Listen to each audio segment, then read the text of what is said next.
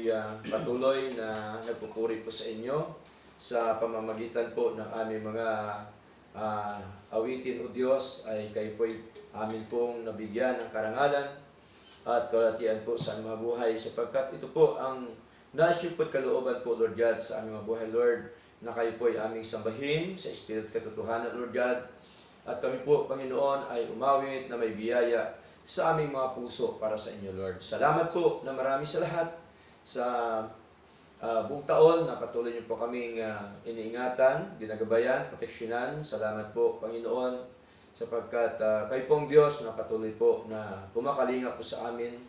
At salamat po, O Diyos, sa nagdaang 2025, Lord, na kami po ay inyo pong patuloy na pinagpapala sa aming mga buhay, O Lord God. Salamat po sapagkat kami po ay nakarating pa, Panginoon, sa araw na ito, sa taon po ito, 2026, Lord God, at nawa itong taon na ito, Diyos, sa aming mabuhay, hindi lamang sa taong ito, kundi sa araw-araw po namin buhay, O Lord God. Nawa kami po ay mas gitpat lalo maging masigasig sa amin pong paglilingkod sa inyo, sapagkat tunay nga po, O Diyos, na walang dahilan po, Lord, na hindi kami maglingkod sa inyo, Lord God, sapagkat ang lahat po, Panginoon, ay galing po sa inyo, lahat po ng mga biyaya na amin po tinatamasa sa araw-araw po namin buhay, Lord, ay galing po sa inyo lahat po ito, Panginoon. Maging po aming mabuhay. Marami pong salamat po, Diyos. At muli po kami ninyong tinipon sa dako po ito, sa lugar na ito, ng bahay panambahan, upang kayo po ay aming patuloy na itaas, luwalatin, bigyan ng karangalan po, Panginoon. Salamat po na marami sa lahat. At salamat din po sa inyong pagbigay sa amin ng kalakasan, kasiglahan, espiritual. Salamat po, Diyos, sapagkat kami po ay patuloy niyo po na kinikilos na kami po ay magpatuloy sa amin pong paglilingkod sa inyo. Magpatuloy po kami sa amin pong pagsamba sa inyo at patuloy po namin gawin, Panginoon, ang mga gawain na inyo pong inatang sa aming mga balikat. Panginoon, ito po ang tunay namin, Panginoon, na duty sa aming paglilingkod na ito, duty sa inyong harapan, na kami po, Diyos, ay matakot po sa inyo at gawin po ang inyong mga kalooban sa amin po mga buhay, O Lord God.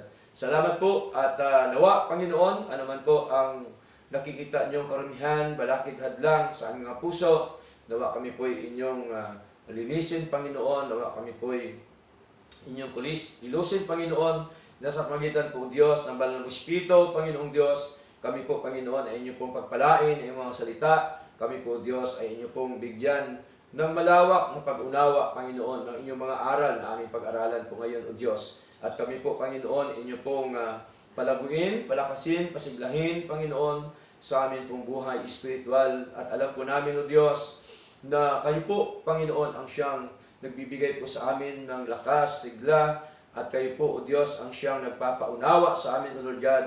Wala po kaming kakayanan, Panginoon, maliban lamang, O Diyos, na kayo po ang siyang patuloy na nagbigay sa amin ng kaunawaan, nagbigay sa amin ng wisdom, knowledge, understanding, Lord, sa inyo po mga aral, Lord God. Salamat po at patuloy mo kaming pangunahan, Lord. Basbasan niyo po nawa ang aming mga buhay.